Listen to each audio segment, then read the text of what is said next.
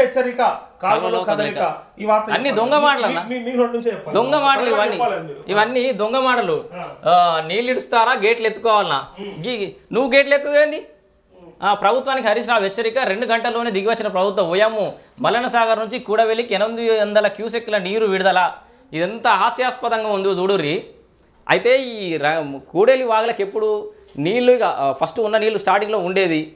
పంటకు ఇక చివరి దశకు వచ్చేటప్పుడు ఇంకా నీళ్ళు అవసరం ఉన్నాయి అన్నప్పుడే కూడలి వాగులకు నీళ్ళు ఇడుస్తారు ఎప్పుడైనా ఇప్పుడు కూడా కరెక్ట్గా ఇడిచే సమయానికి ఇడుస్తున్నారని అధికారుల నుంచి సమాచారం అందుకొని ఇవాళ సాయంత్రం ఇడుతున్నారని తెలుసుకొని ఇవాళ పొద్దుగాల పోయి డ్రామాలకు తెరలేపిన హరీష్ రావు పోయి నీళ్ళు ఇవ్వాలి లేకపోతే మేము చూస్తాం మేమే గేట్లు ఎత్తామని ఇట్లా అన్నాడు సాయంత్రం వాళ్ళకి నీళ్ళు వచ్చినాయి కదా ఎట్లాగో సాయంత్రం నీళ్ళు రిలీజ్ చేస్తామని వాళ్ళు ముందే డిసైడ్ అయ్యారు ఈయన పోయాడు డ్రామాలు ఆడిండు అదేమాట చూడు యుద్ధం అంతా ముగిసినాక పోయి కత్తి పట్టుకొని ఆ కత్తికున్న రక్తం తీసుకొని ఇట్లా రుద్దుకొని నేనే వీరుని అంటారు చూడు సేమ్ అదే టైప్ హరీష్ రావు ఆడ నీళ్ళు ఇడుస్తున్నారని తెలుసుకొని ఆడికి పోయి డ్రామాలు ఆడాడు ఇక నువ్వు గేట్లు ఏమంటావు నువ్వు నీళ్ళు ఇడుస్తారా గేట్లు ఎత్తుకోవాలన్నా అదే చేతుడు ఈ గేట్లు ఎత్తుకునే బదులు అదే చేతుడు ఇక మేడిగడ్డను సాపి అయిపో ఇంత కంకర నెత్తి మీద ఎత్తుకో ఇంత సిమెంటు ఇంత ఉసుక తీసుకపోయి మేడిగడ్డను రిపేర్ అయిపో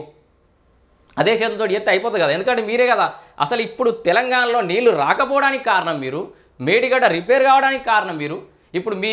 మాజీ మంత్రి ఇంకో అంటాడు అది ఎన్నో పెద్ద ప్రాజెక్టులు కొట్టుకపోయినాయి ఏదో లెక్కనా అని ఏ ప్రాజెక్టు కొట్టుకపోయిందో చెప్పాలి ఇలా పోయి అవి రిపేర్లు చేస్తే నీళ్ళు వస్తాయి నిన్న కేసీఆర్ పొలం బాట పట్టింది ఎందుకు పాపం మన చాలామంది కాంగ్రెస్ మంత్రులు అంటారు పొలం బాట ఎందుకు పట్టిండు పాపం బిడ్డ జైలుకి పోయింది కొడుకు పరిస్థితి ఇట్లా అయిపోయింది అంత ఆగమవుతుంది అందుకే పొలం బాట పట్టిండు పాపాలు పుణ్యాలు పుణ్యం పొందడానికి అని చెప్పేసి ఆడ పొలం అట 1,50,000 2 లక్షలు ఎంతనో ఇస్తా అని చెప్పేసి తీన్మార్ల కొన్ని వార్తా ఛానళ్ళు కూడా వచ్చినాయి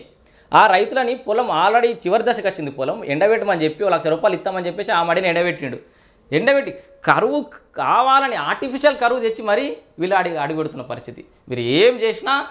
తెలంగాణ ప్రజలు నమ్మే పరిస్థితి లేరు మిమ్మల్ని మళ్ళొకసారి గెలిపించే పరిస్థితి లేరు దుబ్బాక వరకు మెదక్ వరకు మాత్రమే ఖచ్చితంగా చెప్తున్నా మెదక్ పార్లమెంట్ నియోజకవర్గంలో భూ నిర్వాసితులను అన్యాయానికి గురి చేసిన అన్యాయం చేసినటువంటి వెంకటరామరెడ్డికి అయితే ఓట్లు వేయకండి వెంకటరామరెడ్డికి మాత్రం డిపాజిట్లు గల్లంత అయితే ఖచ్చితంగా ఇక మిగతా అభ్యర్థుల మధ్యలోనే ఖచ్చితంగా పోటీ ఉండబోతుంది నరేష్ అన్న ఇది అంటే వీళ్ళ డ్రామాలు ఎట్టుంటే నేడు గుండె చెరువు వేయట నిరుడు నిండు కాలు వేయట ఈ నీళ్ళ వెనకాల మరి ఈ నీళ్ళ వెనకాల కన్నీళ్ళ గురించి ఎన్నడూ మాట్లాడలే వీళ్ళు మల్లన్న సాగర్ కానీ అటు రంగనాయక సార్ కానీ కన్నీళ్ళ గురించి ఎన్నడూ మాట్లాడే నీళ్ళ గురించి ఈ పేపర్లల్లో వీళ్ళన్నీ కవిత్వాలు మంచిగా రాస్తారన్న పేపర్లల్లో మరి వీళ్ళ డ్రామాలు ఎన్ని రోజులు నడుతాయో ఏమో కానీ ఏందన్నా పంటలు ఎండిపోతాయని ముందే కేసీఆర్ ఎందుకు చెప్పలే అని రేవంత్ రెడ్డి అన్నటువంటి మాట అప్పుడు అనుకోకుండా వర్షాలు పడి మంచి పంటలు పడుతున్న టైంలో ఏమో ఇక ఈ వర్షాలకు మా కేసీఆర్ దేవుడా ఇక సాలు దేవుడు మన మల్లన్న ఒక మీటింగ్లో వానదేవుడు జర చాలు నీ దండం పెడతా ఆపు అంటే కేసీఆర్ వాళ్ళని వర్షాలు పడ్డాయి కేసీఆర్ వాళ్ళు ఇల్లు వచ్చినాయి మరి ఇప్పుడు కేసీఆర్ దిగిపోతున్న ప్రకృతిని వాళ్ళు ఎట్లా ఆపాదించుకుంటారు చూడన్న